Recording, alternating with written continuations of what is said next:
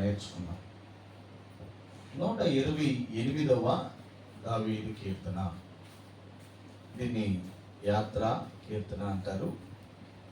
128వ దావీదు కీర్తన. 6 వచనాలు మనం చదువుకున్నాం. 6 వచనాలు మనం చదువుకున్నాం. అందరం నిదానంగా చదువుదామా? ప్రారంభిద్దాం. యెహోవా యందు భయభక్తులు కలిగి ఆయన త్రోవల యందు నడుచు వారందరూ ధన్యులు. నిశ్చయముగా నీవు నీ చేతుల కష్టార్జితమును అనుభవించగవు. నీవు ధన్యుడవు, నీకు మేలు కలుగును. నీ లోగిట నీ భార్య ఫలించు ద్రాక్షవల్లి వలె నుండును. నీ భోజనపు బల చుట్టూ నీ పిల్లలు ఒలీవ మొక్కల వలె నుందురు. యెహోవా యందు భయభక్తులు గలవాడు ఇలాగూ ఆశీర్వదించబడును. సియోను నుండి యెహోవా నిన్ను ఆశీర్వదించును. నీ జీవిత కాలమంతయు యెరూషలేమునకు క్షేమము కలుగుట చూచెదవు. నీ పిల్లలను నీవు చూచెదవు. ఇశ్రాయేలు మీద సమాధానముందును గాక. ఆమేన్. అందరం చెప్దాం ఆమేన్. హల్లెలూయా. ఒకసారి మీ పక్క వాళ్ళకి చెయ్యిచ్చి, అంటే ఇప్పుడు మీరు వివాహాలు అవ్వకపోయినా రాబోయే దినాలు వివాహాలు చేసుకుంటారు కమ్మా. యవనస్తులు మీరు, బాబు యవనస్తులు మీరు వివాహాలు చేసుకుంటారు, ఇబ్బంది ఏం లేదుగా. కాబట్టి ఒకసారి చేతులు ఇచ్చి, ఈ కీర్తన నా కుటుంబంలో నెరవేర్చబడును గాక అనండి. ఎదుటి వాళ్ళని దీవించండి. ఈ కీర్తన 128వ కీర్తన నీ కుటుంబంలో నెరవేర్చబడును గాక. రత్నమన్నీకి ఎవరు చెప్పలా? రత్నమన్నీకి చెప్పండి. రత్నమన్న, ఈ కీర్తన నీ కుటుంబంలో నెరవేర్చబడును గాక. అంటే దీంట్లో మేలు కలుగును అనే పదం ఒకటి, చివరిగా నీ పిల్లలను నీవు చూచెదవు. ఇది శాశ్వతమైన దేవుడిచ్చే ఆశీర్వాదం. మేలు కలుగుతూ మన పిల్లలను చూడటం అంటే అది చాలా సంతోషం. ఏమండి దావీదు గారు? అంతే కదా. మేలు లేకుండా ఒక కాలు మెత్తబడిపోయి కర్ర వేసుకుని నడవలేక మంచంలో ఉండి వీల్ చైర్లో ఉండి పిల్లలను చూస్తే ఏమి, చూడకపోతే ఏమి, అంటే బాధతో నేను అంటుంది, ఆ కష్టంతో. అలా కాదు కదా. మేలు అనుభవిస్తూ దేవుడిచ్చే ఆ గొప్ప ఆనందాన్ని అనుభవిస్తూ కనపడ్డ పిల్లల్ని, మన కూతురు పిల్లలైతేమి, కొడుకు పిల్లలైతే వాళ్ళకి వచ్చినప్పుడు వాళ్ళ మీద చేతులు వచ్చి ప్రార్థించి దీవించడం, అది నిజంగా ధన్యత. హల్లెలూయా. ఆ ధన్యత మనకు రావాలంటే నేను ఈ 6 వచనాలు ఈరోజు నేను చెప్పలేను. 6 వచనాలు చెప్పేంత సమయం కాదు. కనీసం 1-2 వచనాలు చెప్పడానికి నేను ప్రయత్నం చేస్తాను ఈరోజు. 1-2 వచనాలు మాత్రం. అవి నేర్చుకున్నాం మనం. వాటిలో ఏం మాట్లాడాడు? ఈ కుటుంబం ఇలా ఉండాలంటే ఎలా ఉండాలి? ఎవరు బిడ్డలారా, కుటుంబం అనగానే మనకు అవసరం లేదు అనే ఒక ఆలోచన మీ మనసులో తెచ్చుకోబాకండి అని కొంతమంది స్విచ్ ఆఫ్ అయిపోతారు. ఇక మనం వినాల్సిన అవసరం లేదులే అని. మీరు వినాలి. కొంతమంది వెనకే వాళ్ళ కుటుంబాలు ఇంకా సరైన గాడిలో లేవు. వివాహానికి ప్రిపేర్ అవుతున్న వాళ్ళు కూడా ఇలాంటి మాటలు వినాలి. ఇలాంటి కుటుంబంగా మనం కట్టబడాలి. ఆమేన్. అందరూ చెప్తాం హల్లెలూయా. మొట్టమొదటి వచనం ఒకసారి చదువుదామా అందరం. యెహోవా యందు భయభక్తులు కలిగి ఆయన త్రోవల యందు నడుచువారు దీవించబడతారు. ధన్యులు అంటే దీవించబడతారు. దేవుని యందు భయభక్తులు కలిగి ఆయన త్రోవల యందు నడుచు వారందరూ దీవించబడతారు. అంటే దేవుడు అంటే భయము భక్తి లేకుండా ఉంటే దీవెన ఉండదు అని అర్థం. దీవెన ఉండదు.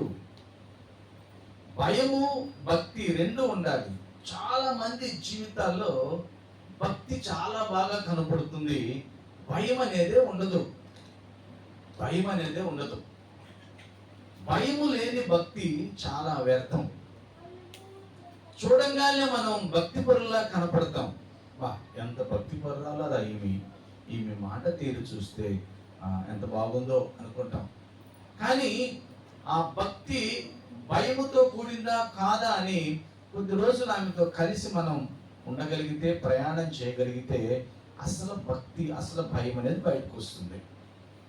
అందుకే ఒకసారి యేసుక్రీస్తు వారు వెళుతూ ఉన్నాడంట. యోహాను శిష్యులు ఆయన వెంట బయలుదేరారు. ఆయన వెంట నడుస్తుంటారు. యేసుక్రీస్తు వారు వెనక్కి తిరిగి చూసేటప్పటికి వాళ్ళు ఏదో పోగొట్టుకున్న వాళ్ళలాగా, ఋతుమా వాళ్ళు ఏదో పోగొట్టుకున్న వాళ్ళలాగా వెతుకుతున్నారట. ఏంటి అని మళ్ళీ యేసుక్రీస్తు వారు నడవటం ముందుకు నడిచాడు. మళ్ళీ వాళ్ళు ఆయన వెనకాల నడుస్తున్నారు. మళ్ళీ వెనక్కి తిరిగి చూసేవారికి మళ్ళీ ఏదో పోగొట్టుకున్న వాళ్ళలాగా వెతుకుతున్నారు. యేసుక్రీస్తు వారికి అనుమానం వచ్చింది. వీళ్ళు ఎందుకు నా అంటే వస్తున్నట్టున్నారు అని చెప్పి ఏంటి అని అడిగితే, బోధకుడా నువ్వు ఎక్కడుంటావు అని అంటున్నాను. నేను ఎక్కడుంటే మీకెందుకు అలా యేసుక్రీస్తు వారు అనక ఏమన్నాడంటే, వచ్చి చూడండి అన్నాడు.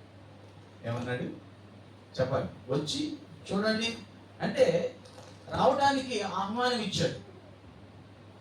ఈరోజు అలాంటి సారము కలిగిన భక్తి ప్రతి క్రైస్తవుల్లో క్రీస్తుని, వాక్యాన్ని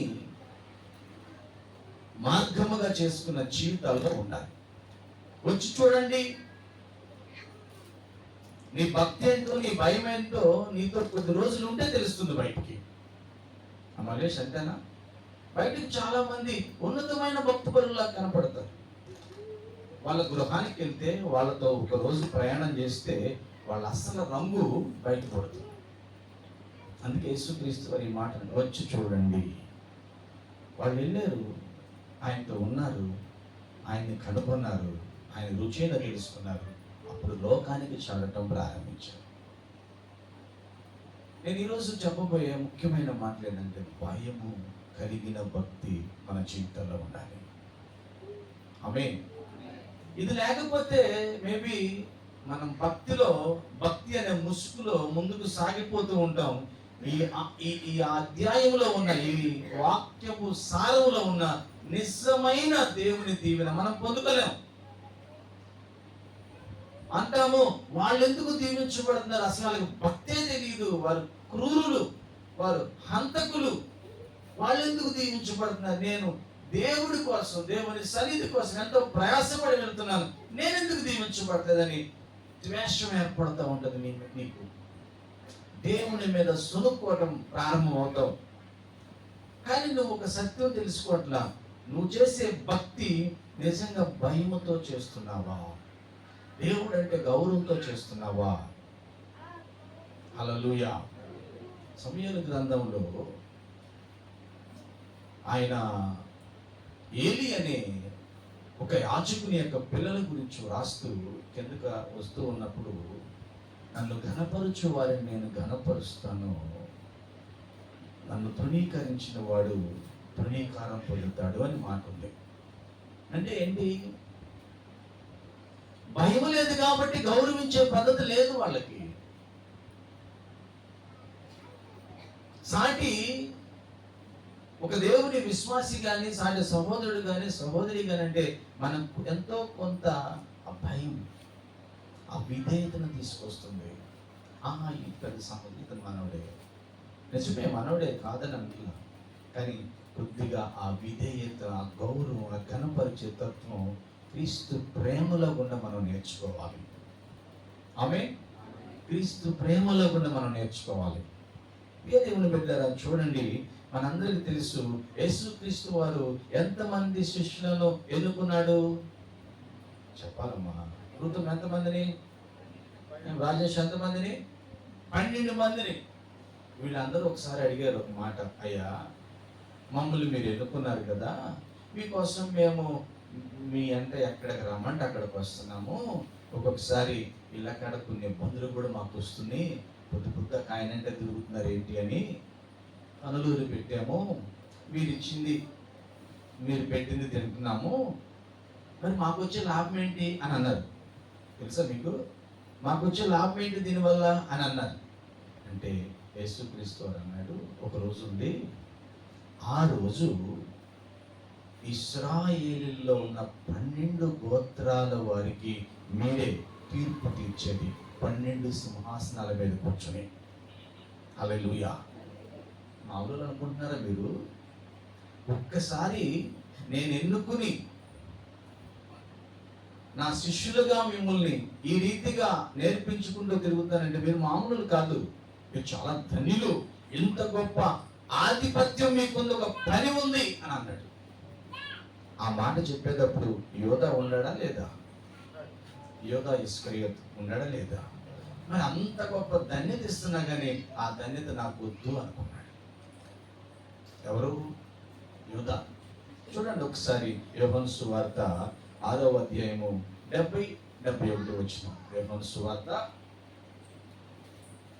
6వ అధ్యాయము 70-71 వచనం.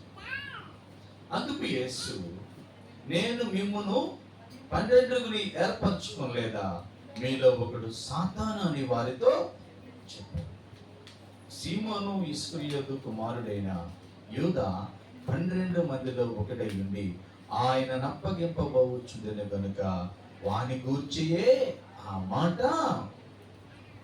ఈ మాట చెప్పాడు. చూడండి, 12 మందిలో ఒక వ్యక్తి భక్తి కనపడుతుంది కానీ భయం ఉందా? భయం ఉంటే డబ్బుకి ఎందుకు ఆశపడతాడు?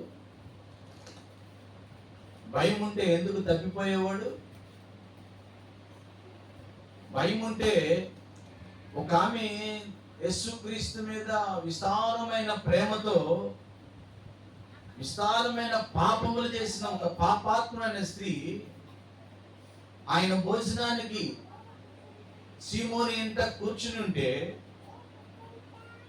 కన్నీరు కారుస్తూ ఆ పాదాలు తడిపి తన తల వెంట్రుకలతో తుడిచి విలువైన అత్తరు గుడ్డు పగలగొట్టి ఆ తల మీద పొడిసిందంట. వెంటనే పక్క నుండి వాసన రాగానే ఎందుకంత వేస్ట్ చేస్తున్నావు డబ్బులు అని అన్నాడు. అంటే డబ్బులు వేస్ట్ చేస్తున్నామని ఆమె మీద ప్రేమతో కాదు, ఆ డబ్బు నాకు ఇస్తే సంచిలో వేసుకుని దొంగ లెక్క రాసి కొంత నేను తీసుకునేవాడే కదా అనే అభిప్రాయంతో. 12 మందిలో యేసుక్రీస్తు వారు ట్రెజరర్గా ఎవరిని పెట్టాడంటే యోధా ఇస్కరియోతుని పెట్టాడు. డబ్బు లావాదేవీ మొత్తం.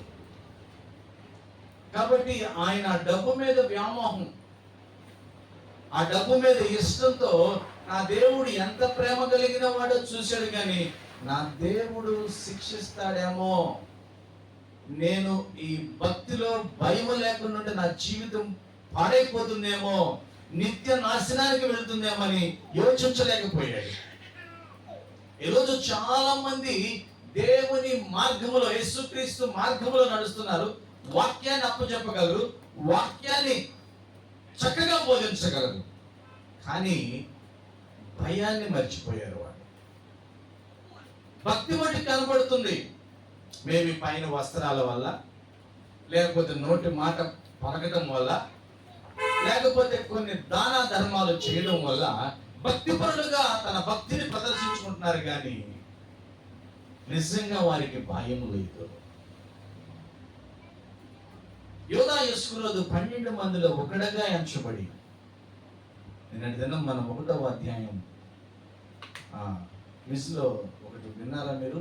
చూడండి ఒకసారి అపోస్తలుల కార్యం. మీరు నేను ఆ వచ్చిన చెప్పకుండా ఎవరైనా వెంటనే చదవగలిగితే బాగుండు. ఆ వచ్చిన నేను చెప్పను, యవనస్తులు మీకే.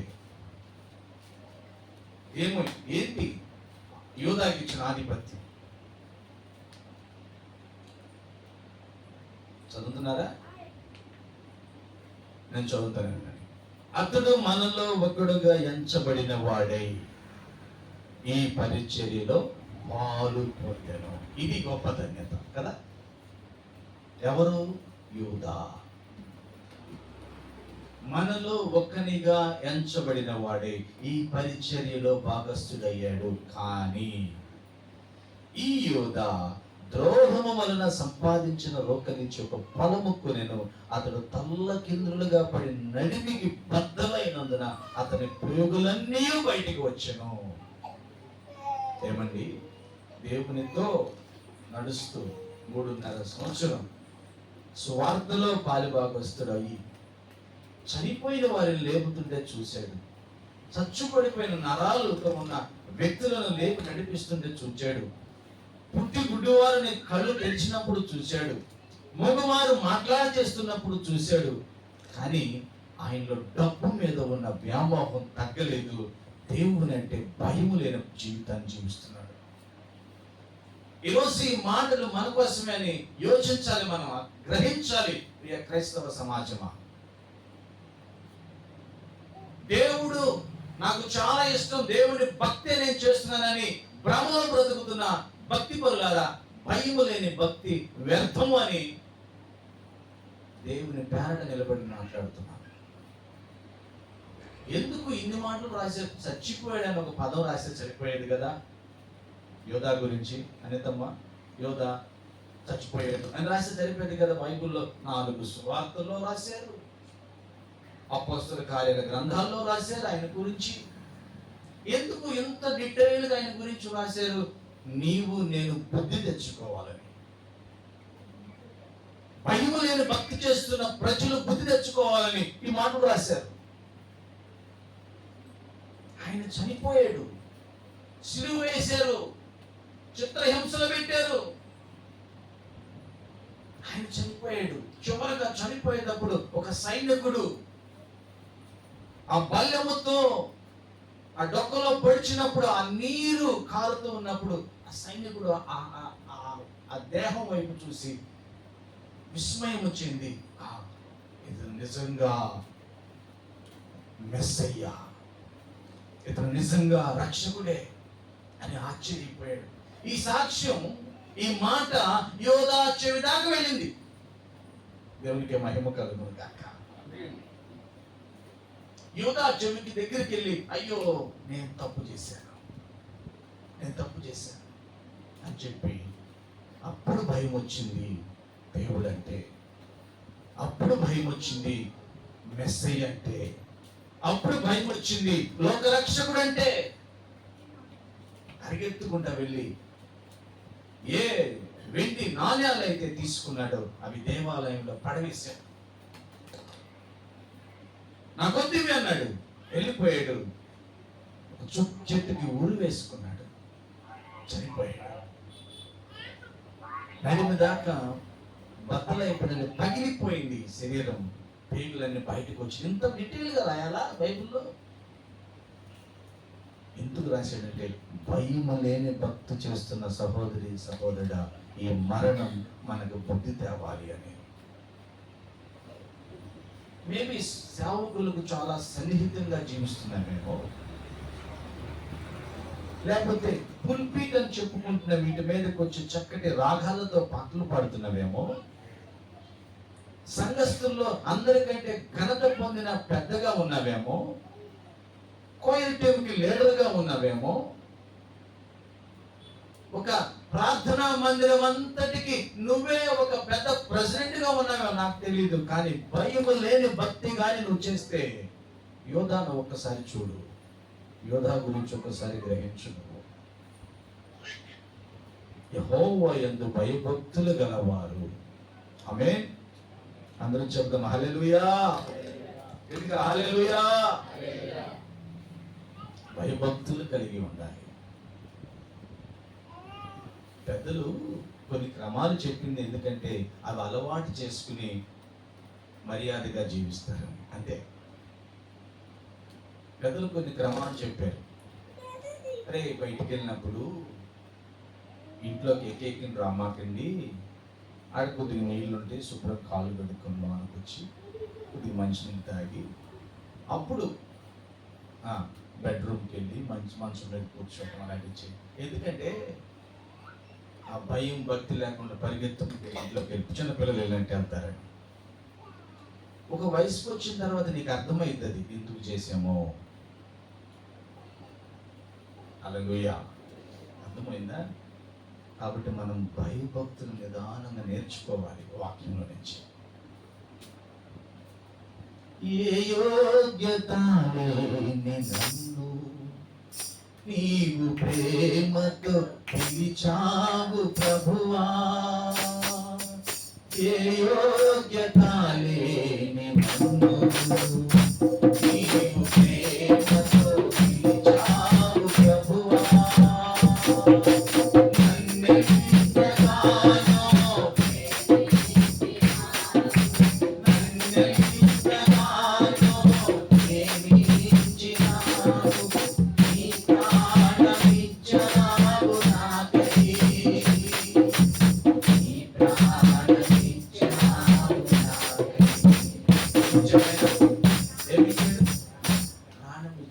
భయం లేని భక్తి చేయడానికి కాదు, భయభక్తులతో జీవించడానికి.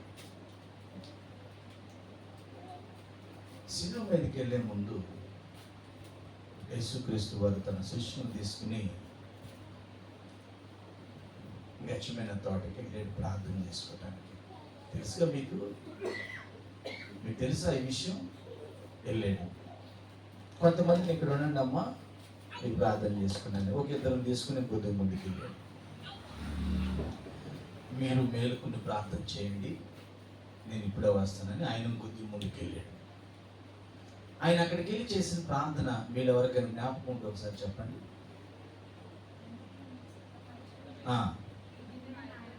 తండ్రి, నీకు ఇష్టమైతే ఈ గిన్నె నా యొద్ద నుండి తొలగించు అన్నాడు. వెంటనే ఏమన్నాడు? ఆయనను నీ చిత్తమే జరుగునుగా. అంటే భయం ఉందా లేదా? చెప్పండి. తండ్రి అంటే భయం ఉందా లేదా? ఉంది. లేకపోతే తండ్రి ఈ గిన్నె తీసేయ్ అనొచ్చుగా. ఈ గిన్నె తీసేయ్. ఈరోజు భయం లేని వారు ఎలాగైనా మాట్లాడుతున్నారు సంఘాల్లోనూ కుటుంబాల్లోనూ. అంతే నా గురువే గారు ఆజ్ఞ తీసేయి, చేసేయి, చందు ఇలా ఉండకూడదు, అలా చేయకూడదు. భయము లేని భక్తి. ఆర్డర్స్ ఏమండి? యేసుక్రీస్తు ఆర్డర్ ఇవ్వలేదు ఎందుకు? నీకు నాకు మార్గము మాదిరి ఆయనే కనుక. దేవునికి మహిమ కలుగును గాక. అందరూ చెప్తాం హల్లెలూయా, హల్లెలూయా. మాదిరి చూపించడానికి అయ్యా, అయినప్పటికీ నీ చిత్తమే, నీ చిత్తమే. ఈ శ్రమ చూస్తే చాలా ఎక్కువగా ఉంది. అలాగనే నేను నీ మాట లేకుండా ఈ శ్రమ నుంచి తప్పించుకోను. నీ మాట లేకుండా ప్రియదేవుని బిడ్డలారా, ఇటువంటి భయముతో కూడిన భక్తి నీ జీవితంలో ఉందా? మేబీ అది లేదు కనుకే నీ చేతి నిండా కష్టపడటానికి అవకాశం లేదు. కష్టపడినది నీ చేతిలోకి వస్తుంది కానీ నోట్లో పడే ధన్యత లేదు. కోల్పోతున్నావు. ఆయన త్రోవల యందు నడుచు వారందరూ ధన్యులు, నిత్యముగా వారి చేతుల కష్టార్జితమును వారే. ఎవరు? ఈఎంఐ వాళ్ళే కాదు, ఫైనాన్సర్లే కాదు. ఎవరు? నేనే అనుభవిస్తాను. హల్లెలూయా. నేనే కష్టపడ్డ నేను, నా కుటుంబం అనుభవించాలి అంటే భయముతో కూడిన భక్తి చేయాలి. ఆయన మార్గంలో మనం నడవాలి. మీ అందరికీ తెలిసిన ఆమె అపోస్తల కార్యాల గ్రంథం 16వ అధ్యాయంలో ఉంటుంది. చూద్దాం ఒకసారి. ఆమెని వెళ్ళి పలకరించి చూద్దాం. ఆమెని 16వ అధ్యాయం 13, 14 వచ్చిన ఎంత స్పీడ్గా చదువుతారు చూద్దాం. ఎవరు ముందు తీస్తారు?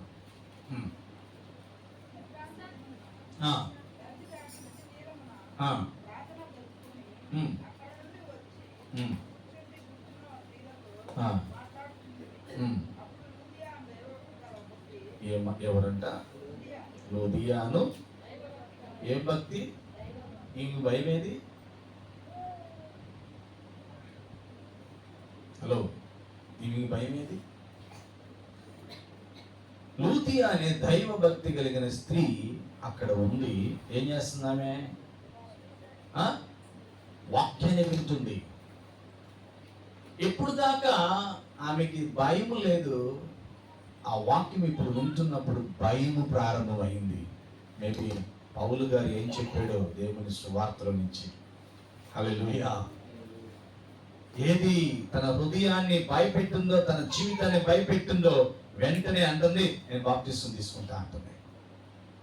దేవునికి మహిమ కలుగును గాక. ఈరోజు లూదియాకి అన్నదమ్ముళ్ళు, అక్క చెల్లెళ్ళు చాలా మంది క్రైస్తవ సమాజంలో ఉన్నారు. భక్తిని బయటికి కనబరుచుకుంటూ, భక్తి పరుల్లాగా తోడేళ్ళయ్యుండి గొర్రె చర్మాన్ని కప్పుకునే వాళ్ళు కదా.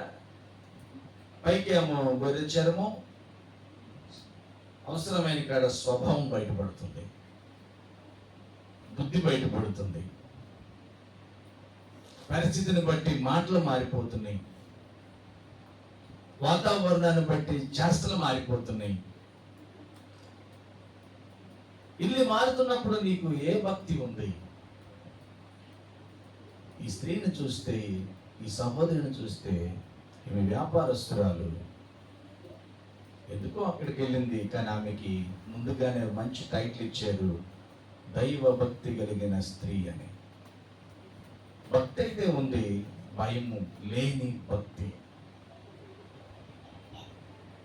ఈరోజు చాలా మంది భయము లేని భక్తితో, నేను దేవుని బిడ్డని, నేను ఇంతకాలపు విశ్వాసిని, అంతకాలపు విశ్వాసిని అని చెప్పుకుంటూ ఉన్నారు, కానీ దానివల్ల ఏమాత్రము ప్రయోజనము లేదు. ప్రీతిని బిడ్డ, నీకు నిజంగా భయము కలిగే ఒక మాట దేవుని వాక్యం నుంచి నేను చూపిస్తాను. చూడండి, హెబ్రీయులకు రాసిన పత్రిక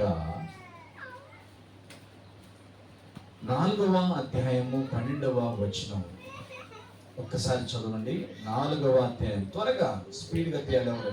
ఎందుకనగా దేవుని వాక్యము సజీవమై బలము గలదై, రెండంచుల గలగా, ఎటువంటి ఖడ్గము కంటెను ఓమడిగా ఉండి, ప్రాణాత్మలను, కీళ్లను, మూలుగును విభజించునంత మట్టుకు దూరుచు, హృదయం యొక్క తలంపులను, ఆలోచనలను శోధించుచున్నది. ఇది దేవుని వాక్యం. ఈ దేవుని వాక్యము గురించిన సత్యం నీకు అర్థమైతే నీలో భయం ప్రారంభమైంది. నాకు ఒక తీర్పు ఉంది, నిత్య నాశనం ఒకటి ఉంది, నిత్య దేవుని రాజ్యం ఒకటి ఉంది. ఎప్పుడంటే ఆ వాక్యము నీ చెవిలో నుండి ఎక్కడికి వెళ్ళాలి? ఎక్కడికి వెళ్ళాలి?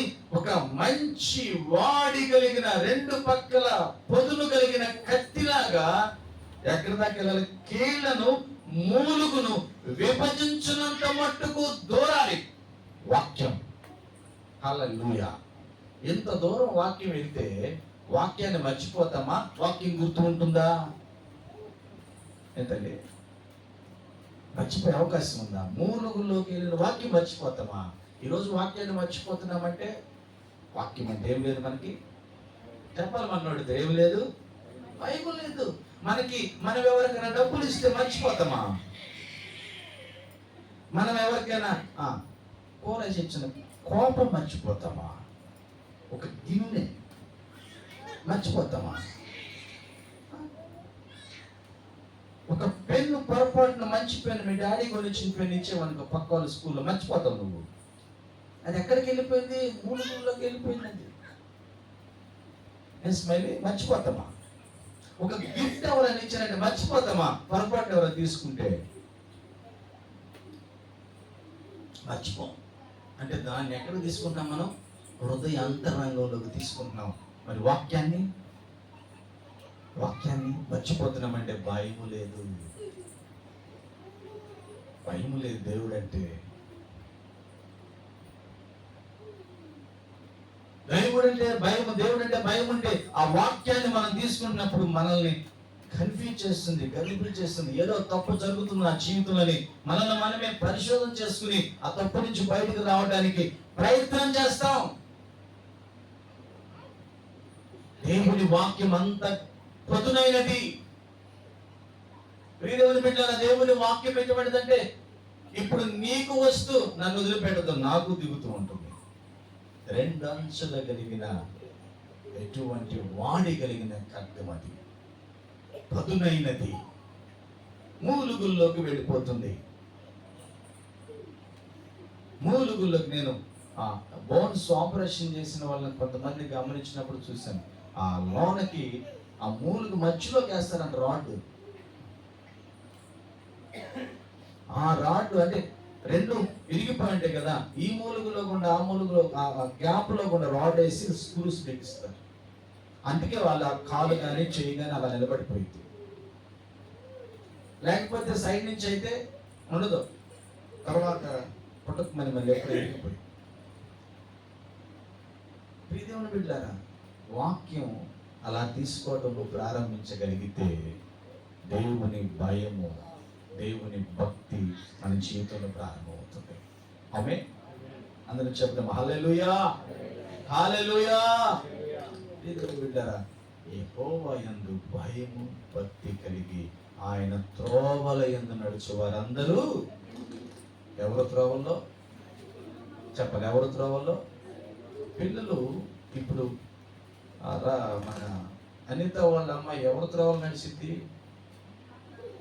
వాళ్ళ అమ్మ త్రోవలో నడిచింది. మరి నువ్వెవరు త్రోవలో నడవాలి? బాలుడు నడవవలసిన త్రోవను వాడికి నేర్పము, వాడు పెద్దవాడైన తర్వాత దాని నుండి తొలగిపోడు. వాడు ఒకవేళ తప్పు చేస్తే వాడిని బెత్తంతో కొట్టండి.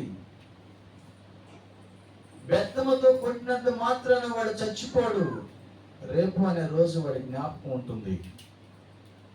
కుమారుడిని శిక్షించిన వాడు, శిక్షించిన తండ్రి ఆ కుమారుడికి విరోధి, శత్రువు. తల్లిదండ్రులారా, అయ్యో మా బాబు, అయ్యో మా అమ్మాయి లేక లేక పుట్టాడు, లేక లేక కలిగింది, యాగాలు చేసాం, పుణ్యాలు చేసాం, యాత్రలు చేసామని చెప్పి నెత్తినెక్కించుకుంటే నీకు వాళ్ళే శత్రువులు అవుతారు. జాగ్రత్త. బైబిల్లో వాక్యం చెబుతుంది.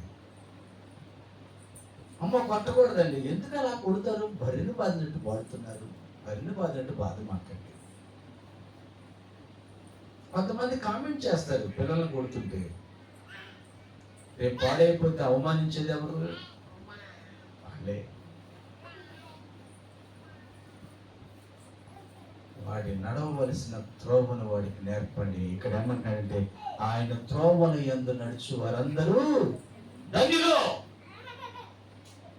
నేను మొదటిగానే చెప్పాను, రత్న అరుణ ఏ భాష మాట్లాడితే సిద్ధు ఆ పాప అదే భాష మాట్లాడతారు. ఒక రత్న అరుణ ఏ కాదు, ఏ తల్లిదండ్రులైనా.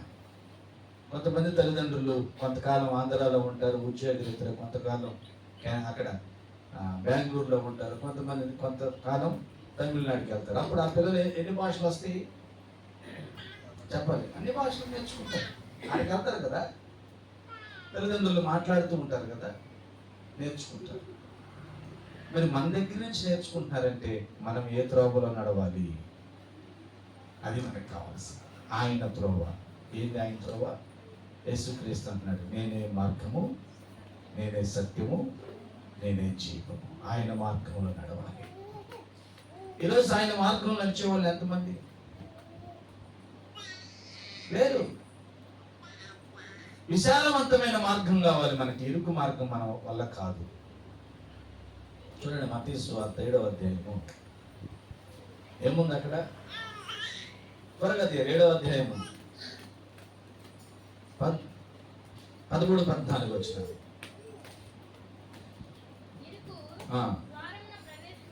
ఇరుకు అనేది ఆపేయం ఎందుకమ్మా? ఇరుకు ద్వారమున ప్రవేశించుడి, వెడల్పును ఆ దారి విశాలమునై ఉన్నది, దాని ద్వారా ప్రవేశించువారు అనేకులు. జీవమునకు పోవు ద్వారము ఇరుకును, ఆ దారి సంకుచితమునై ఉన్నది, దాని కనుగొరు వారు కొందరే కొందరే కొందరే. మీరు ఒక మాట చెప్తారు, ఇల్లు పెద్దది పెడతాము, తలుపు ఎంతది పెడతాము, ఇల్లు అంత పెడతారా? లాజిక్ తెలుసుకోవాలి. చిన్నది పెడతాం కదమ్మా, ఇల్లు ఎంత ఇల్లు కట్టి ఇప్పుడు ఇదంత కట్టాం, పెద్దది పెడతామా? పెట్టం కదా. ఎందుకు? ఈ ఎరుకులో కూడా వెళ్తేనే నీకు ఆ విశాలం తెలిసింది. అర్థమైతే ఎంత బాగుంది ఈ మాట. హల్లెలూయా. ఈ ఇరుకులో గుండా వెళితేనే లోన విశాలమైన ఆనందం కనపడుతుంది. మొదటే విశాలంగా ఉందనుకో, తర్వాత ఎక్కడికి రావాలి? ఇరుకులోకి రావాలి. రోడ్డు ఉండదు. ఇప్పుడు విశాల మార్గంలో ఉన్నవారు రేపు ఇరుకు మార్గంలో ఇరుక్కుపోతారు. అదే నాశనం. ఇప్పుడు ఇరుకు మార్గంలో జీవితాన్ని ప్రారంభించిన వారు రేపు విశాలమైన ఆనందమైన దేవుని రాజ్యంలో ఉంటారు. గట్టిగా చప్పట్లు కొడదాం. హల్లెలూయా. గట్టిగా హల్లెలూయా. దేవుని రాజ్యం నిశ్చయంగా ఉంటారు. మనం ఎక్కడికి పోయేది లేదు, పరలోకం ఎక్కేది లేదు, పోయేది లేదు. మనం ఉండేది దేవుని రాజ్యంలో. హల్లెలూయా. ఆయన ద్వారా రక్షించబడిన, యేసుక్రీస్తు ద్వారా రక్షించబడిన ప్రతి క్రైస్తవుడు, ప్రతి దేవుని మార్గంలో నడుస్తున్న బిడ్డలు దేవుని రాజ్యంలో ఉంటారు. అది విశాలతను తీసుకొస్తుంది. ఆ రోజు బహుశా ఈ రోజు నువ్వు ఇరుకులో ఉండొచ్చు, బహుశా ఈ రోజు నువ్వు కష్టంగా నడవచ్చు. నేను ఒక వ్యక్తి గురించి మీకు పరిచయం చేస్తాను. లూకా సువార్త 23వ అధ్యాయం. లూకా సువార్త 23వ అధ్యాయం. మేబీ మీ అందరికీ ఈయన పరిచయస్తుడై ఉంటాడు. 50 వచనం. లూకా సువార్త 23:50 వచనం చదవండి ఒకసారి. 50 నుంచి 56 వరకు. అరిమతయ్య అను యూదుల పట్టణపు సభ్యుడైన యేసేపు అను ఒకడు నేను. ఎవరు ఈయన? యేసేపు. ఆయన పేరేం పేరు చెప్పాలి? ఏం పేరు? యేసేపు. యూదుల పట్టణపు సభ్యుడైన అతడు సజ్జనుడు, నీతిమంతుడై ఉండి వారి ఆలోచనలను వారు చేసిన పనికిని సమ్మతింపక దేవుని రాజ్యము కొరకు కనిపెట్టుచుండువాడు. ఎవరి ఆలోచనలు? ఏ యూదులైతే యేసుక్రీస్తుని సిలువకు అప్పచెప్పారో, చేయని తప్పును తప్పుగా ముద్దాయిగా నిలబెట్టారు, వారి ఆలోచన సమ్మతింపకుండా. ఇంకొకటి తెలుసా? ఇతను మంచివాడు, కానీ ధైర్యంగా వచ్చి నేను దేవుని బిడ్డను, నేను ఒకసారి ఉంది ఆయన శిష్యుడు అన్నాడు సువార్తలో. నేను దేవుని శిష్యుని, యేసుక్రీస్తు శిష్యుణ్ణి, ఈయనే రక్షకుడు అని బయటికి చెప్పలా. అంటే లోన మదన పడుతూ ఇరుకులో జీవిస్తున్నాడు. యేసుక్రీస్తు మరణించి శిలువ మీద ఉన్నప్పుడు బయటకు వచ్చేసాడు.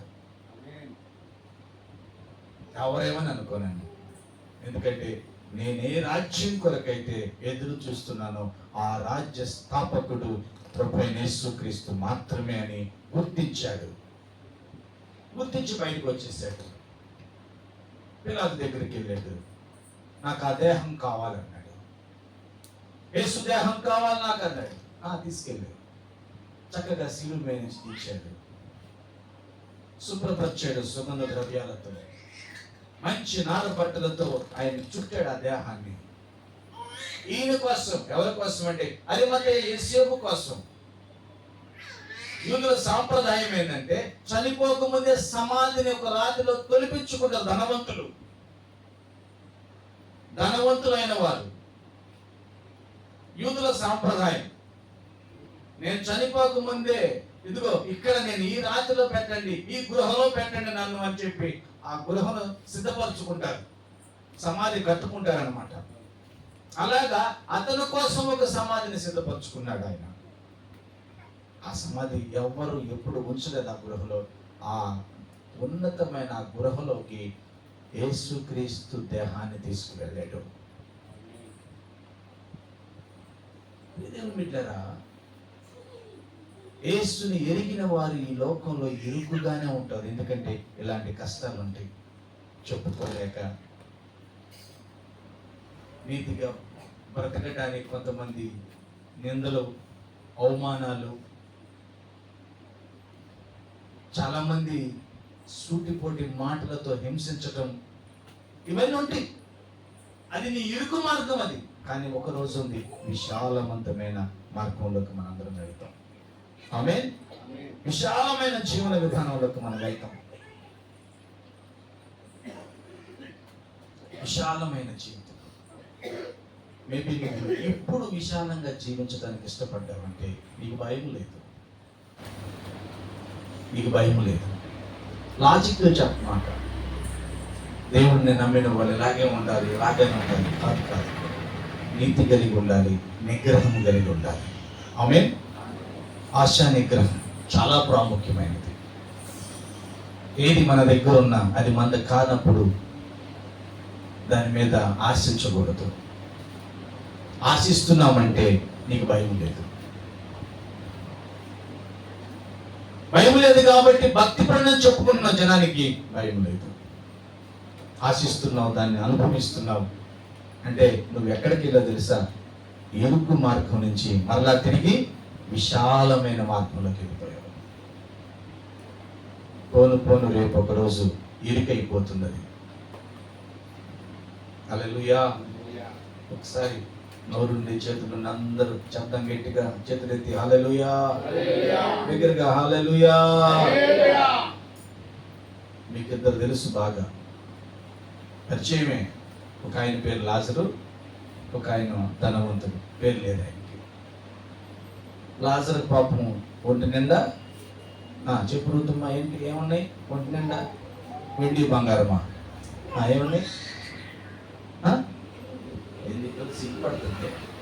కెమెరా దగ్గర ఏముంది? పురుగులా ఏముండే అమ్మా? మాటలు రావా? ఏముండే తల్లి? కురుపులు. పదాలు పలకటం రావట్లేదు పాపం. పేరు నాకేంటి అయ్యా? కురుపులు, గజ్జి, కుక్కలు నాగుతున్నాయి. ఏమండి ఒకసారి ఆలోచించండి. ఇప్పుడు నేను నీతో ప్రేమగా ఉంటున్నాను కదయ్యా, నీ ఆజ్ఞలన్నీ గైకొంటున్నాను కదా, నీ భక్తిలో ఉన్నాను కదా, ఈ కురుపులేంది, కుక్కలు నాగటం ఏంది, నాకు ఈ భోజనం లేని స్థితి ఏందయ్యా అని ఏ రోజైనా ఆలోచించి ఎవరు లేకుండా ఆ డాబాలోకి వెళ్ళి దొంగతనం చేసుకుని తినడానికి ఇష్టపడ్డా లాజరు? ఎందుకు మరి? నీకెందుకు ఆ పనికి మాలిన గుర్తు వస్తుంది? ఈ మాటలు వింటున్నా ప్రియ దేవుని బిడ్డారా, మీకే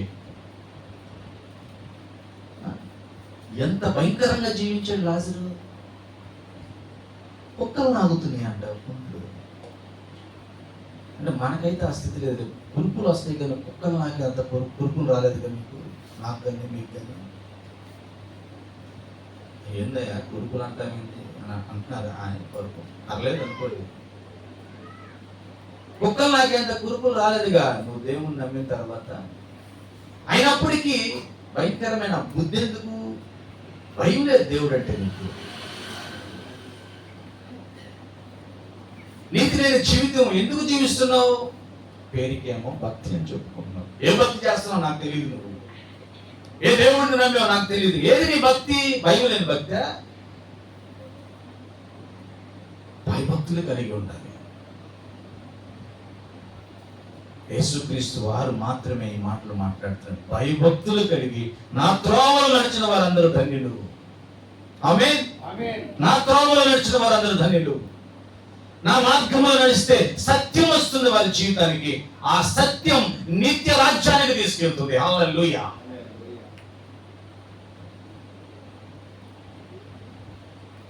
అప్పుడు పాపం ఇరుగ్గా ఉంది లాజర్కి మార్గం. అప్పుడు జీవితం చాలా ఇరుగ్గా ఉంది. ఒక రోజు విశాలత వచ్చింది. అబ్రహాము రొమ్మున ఆనుకుని ఉన్నాడంట. గట్టిగా చెప్పలబడి హల్లెలూయా. అబ్రహాము రొమ్మున ఆనుకుని ఆనందిస్తున్నాడు. దేవదూతలు ఇన్విటేషన్ వచ్చింది. దేవదూతలు వచ్చి తీసుకువెళ్ళినాయి అబ్రహాము దగ్గరికి అతన్ని. దేవుడి రాజ్యంలో ఉన్నతమైన సింహాసనం మీద ఉన్నాడు లాజరు. ఎందుకు యేసుక్రీస్తు వారి ఈ స్టోరీని, ఈ కథని మనకు తెలియజేశాడంటే జ్ఞానం తెచ్చుకోవడానికి కాదు.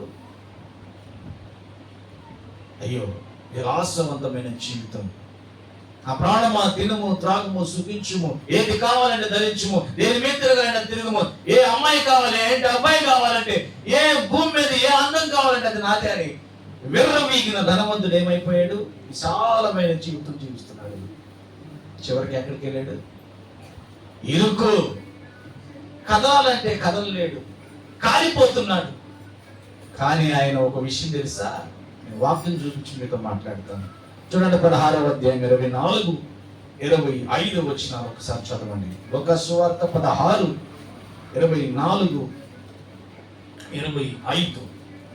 తండ్రివైన అబ్రహామా, నా యందు కనికరపడి తన వేలి కొను నీళ్ళ ముంచి నా నాలుకను చల్లార్చినట్లుగా లాజరును పంపుము, నేను అగ్నిజ్వాలలో యాతన పడుచునని కేకలు వేసి చెప్పాను. అందుకు అబ్రహాము, కుమారుడా ఏమంటున్నాడు? అబ్రహాం ఏమన్నాడు? Anita, my dear son. అయ్యో అబ్రహాం కుమారుడు మరి నరకంలో ఉన్నాడేంటి? క్వశ్చన్ రావాలి కదా మనకి. అబ్రహాము కుమారుడు నరకంలో ఎందుకున్నాడు? భూమి మీద ఉన్నప్పుడు నటించాడు పాపం. అయ్యా బైబుల్ తెలుసు, అబ్రహాము తెలుసు. అనిత, నీకు అబ్రహాం కనబడుతున్న గుర్తుపట్టలేదు, లాజరు ధనవంతుడు గుర్తుపట్టాడు. మనం గుర్తుపడతామా? ఇప్పుడు గుర్తుపడతామా? ఇమాజిన్ చేసుకోవాలి. ఆయన గుర్తుపట్టాడు. తండ్రివైన అబ్రహామా అని ఆయన పిలిస్తే కుమారుడా అని పిలిచి చిన్న చక్కని వివరం చెప్పాడు. ఏం చెప్పాడు? నీవు నీ జీవిత కాలం అంతా నీకు ఇష్టమైనట్టు సుఖం అనుభవించావు, కష్టమే వద్దనుకున్నావు. లాజర్ అయితే కష్టం అనుభవించినని ఒక్కసారి ఇప్పుడైనా జ్ఞాపకం చేసుకున్నాయి. నువ్వు ఆయన జ్ఞాపకం చేసుకుని ఆయనకు ఒరిగింది ఏమి లేదు. నువ్వు నేను జ్ఞాపకం చేసుకుంటే నిత్య రాజ్యంలో ఉండటానికి అవకాశం ఇస్తుంది. నమ్మిన వారు ఆమెను చెప్పండి కదా. ఆయన జ్ఞాపకం చేసుకుంటే వెళ్ళిపోయాడు, ఇంకా ఆయనకు అవకాశం లేదు, ఎటు జరగడానికి అవకాశం లేదు. ఇరుకులోకి వెళ్ళిపోయాడు ఆయన. ఇరుకు అయిందిక, నిత్య నాశనం అయింది. కానీ నీకు నాకు ఇంకా అవకాశం ఉంది. నిత్య రాజ్యంలోకి వెళ్ళే అవకాశం, దేవుని రాజ్యంలోకి వెళ్ళే అవకాశం. జ్ఞాపకం చేసుకో. నీకు ఇష్టమైనట్టు నువ్వు బ్రతుకుతున్నావా? దేవుని వాక్యం నిమిత్తం, దేవుని రాజ్యం నిమిత్తం కష్టములో బ్రతుకుతున్నావా? యెహోవా యందు భయము భక్తి కలిగి ఆయన త్రోవల యందు నడుచు వారందరూ ధన్యులు. నిశ్చయముగా చూద్దాం ఒకసారి ఆ కీర్తన. నిశ్చయముగా నీవు నీ చేతుల కష్టార్జితమును అనుభవించేదవు, నీకు మేలు కలుగునా, నీవు ధన్యుడవు, నీకు మేలే కలుగును. కీడు కలగదు. లాజరుకి మేలే కలిగింది కదా. కీడు ఏమైనా కలిగిందా? మేలే కలిగిందా? మేలే కలిగింది. ఈరోజు సగం భక్తితో, భయం లేని భక్తితో జీవిస్తున్న నా సహోదరి సహోదరులకు కీడే కలుగుతుంది. ఏంటండి నేను దేవుణ్ణి నమ్మాను, నాకు మేలు కలగటంటే? ఎందుకంటే నువ్వు భక్తి పైకి ప్రదర్శిస్తున్నావు అని, అంతరంగంలో దేవుడు అంటే భయం లేదు నీకు. దేవుని వాక్యం అంటే భయం లేదు. ఆ వాక్యాన్ని నీ మూలుగుల వరకు, నీ హృదయ అంతరంగాన్ని పరిశోధించే విధంగా తీసుకోవట్లేదు. నువ్వు తీసుకోవట్లేదు. భోజనం చేస్తామండి మనందరం. ఇప్పుడు 12 గంటల ప్రార్థన అయిపోయిన తర్వాత గృహాలకు వెళ్ళి మనకు తగినది మనం సిద్ధపరచుకున్నది లేదా సిద్ధపరచుకుని భోజనం చేస్తాం. దొరకదేవి విను చక్కగా. భోజనం చేసిన తర్వాత అది పని చేయకుండా మొత్తం మామిటి అయిపోయిందానికి ఎంత బాధేస్తుందండి. సహోదరులు చెప్పండి, ఎంత బాధేస్తుంది. దానివల్ల అనారోగ్యం వస్తుంది. ఏమండి గురువయ్య గారు, మొత్తం వామిటింగ్ చేసుకుంటే ఎంత బాధేస్తుంది. బ్రెయిన్ కదిలిపోయింది, ఒళ్ళంతా కదిలిపోయింది, చాలా కష్టంగా అనిపించింది. అదే అది శరీరంలోకి వెళ్ళి నువ్వు తిన్నది మంచి మాంసమైనా కానీ, లేకపోతే జీడిపప్పు బాదం పప్పు లాంటిది కానీ, లేకపోతే ఆకుకూర లాంటిది కానీ అది చక్కగా జీర్ణమయ్యి సర్వనాడులకు ఆ శక్తిని ఇస్తుంది అనుకో, నీకెంత మేలు, నాకెంత మేలు కదా. మరి ఈ వాక్యం, మనం వింటున్న వాక్యం వామిట్ అవుతుందా? మూలముల్లోకి వెళ్ళి పరిశోధించి పరిశీలించి నా జీవితానికి పనిచేస్తుందా, నీ జీవితానికి పనిచేస్తుందా పరిశీలించుకోవాల్సింది నువ్వు నేనే. ఎప్పటి వరకు ఎన్నిసార్లు వామిట్ చేసుకున్నావు నాకు తెలియదు. వామిట్ అవ్వటం వల్ల నీ అంతరంగం పాడైపోతుంది, శరీరం ఎలా పాడైపోతుంది అలాగే. వామిట్ చేసుకోకుండా జీర్ణం అవడానికి మనందరం ప్రయత్నం చేయాలి. హల్లెలూయా. ఖచ్చితంగా భయభక్తులు మనకు కలిగి ఉంటాం, మనకు మేలే కలుగుతుంది. ఇదిగో నువ్వు పిల్లలను చూస్తావు. హల్లెలూయా. సియోనుల నుంచి దేవుని ఆశీర్వాదం మన మీదకి వస్తుంది. కుటుంబాలు ఉన్నవారైతే నీ భార్య నీకు లోబడుతుంది, ఫలిస్తుంది. నీ పిల్లలు నీ భోజనం వాళ్ళ చుట్టూ ఒలీవ మొక్కల వలె ఎదుగుతారు. ఎంత దీవెన!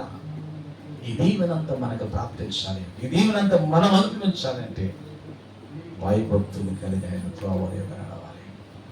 ఆ రీతిగా మనం జీవితం దేవుని ఆశీర్వాదాన్ని పొందుకున్నాం. ఇటు కృప మన దేవుడు మనందరికీ దయచేయని దాకా. ఆమేన్.